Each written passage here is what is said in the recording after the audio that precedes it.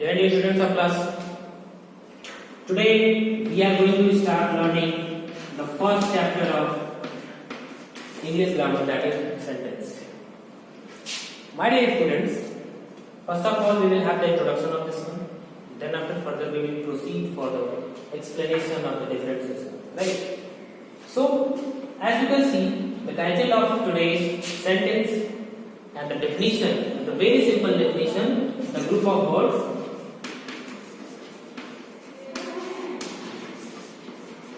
A group of words and having a complete sense.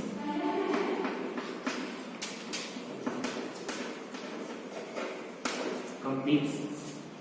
Now you can understand very well. For these two group of words, you can hypothetically just create this definition of this sentence. Now how? The first one, a group of words with a complete sense is considered to be a sentence. Right?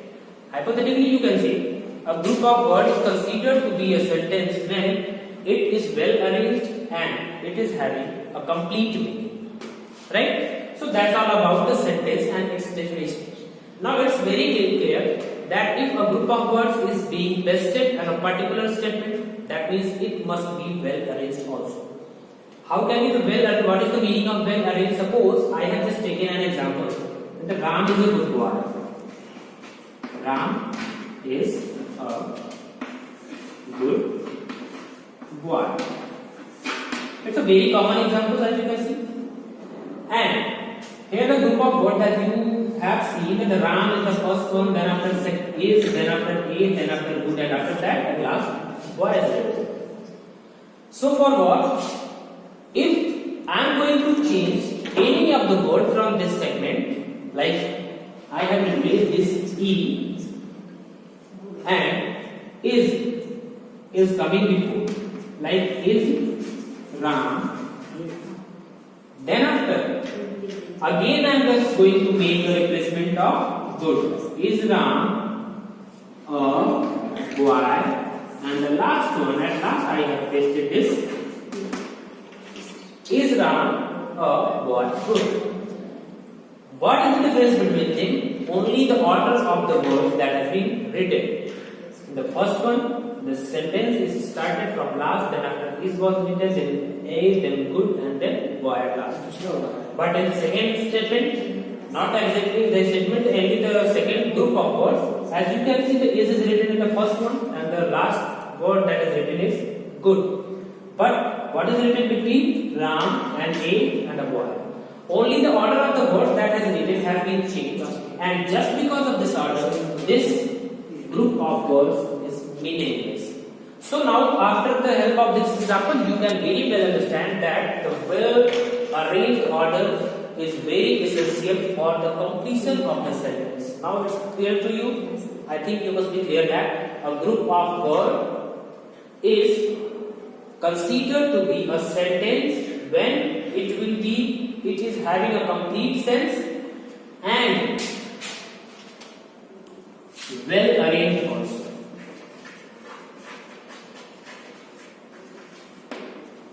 Right? Now let us jump into the partition of this sentence. What is the partition? Partition means how many parts are there. So basically, sentence is divided into two different parts. The first one is considered as the subject and the second one is predicate. What is subject?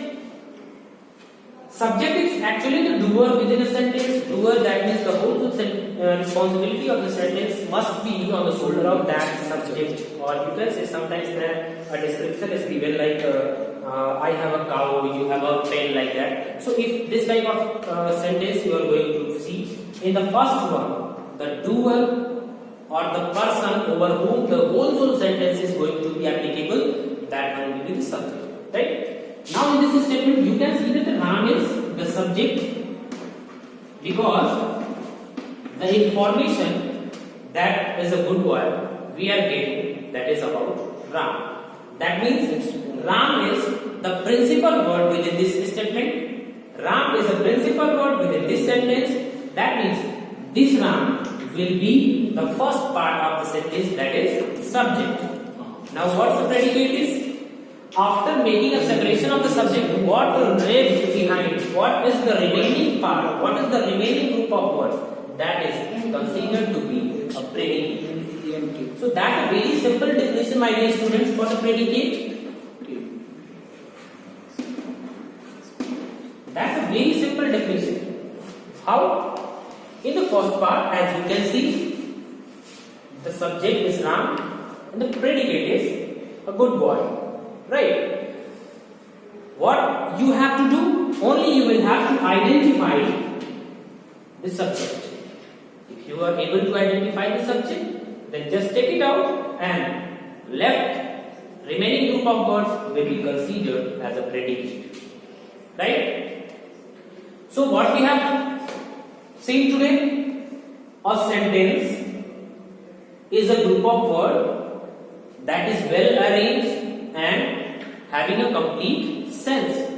That's the complete definition of the sentence. Now further we have seen an example of a sentence,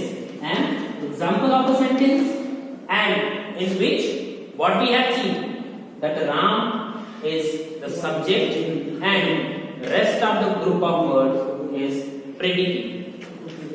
Now my dear students, let me discuss about the kinds of sentences. Right? So first,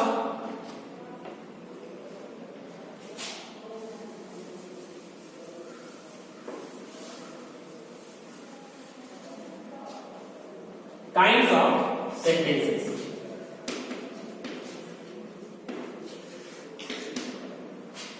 Dear students, sentences are classified basically in 5 kinds.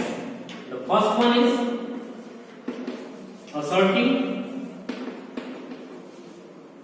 Second one is interrogative.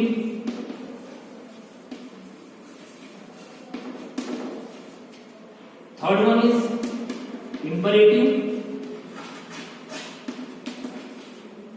Fourth one is exclamatory.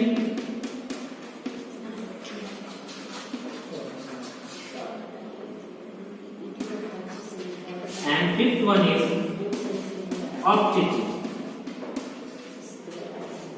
These 5 are the kinds of sentences. These 5 are the kinds of sentences, my dear students. Once again, have a look on that board. The first one is assertive one.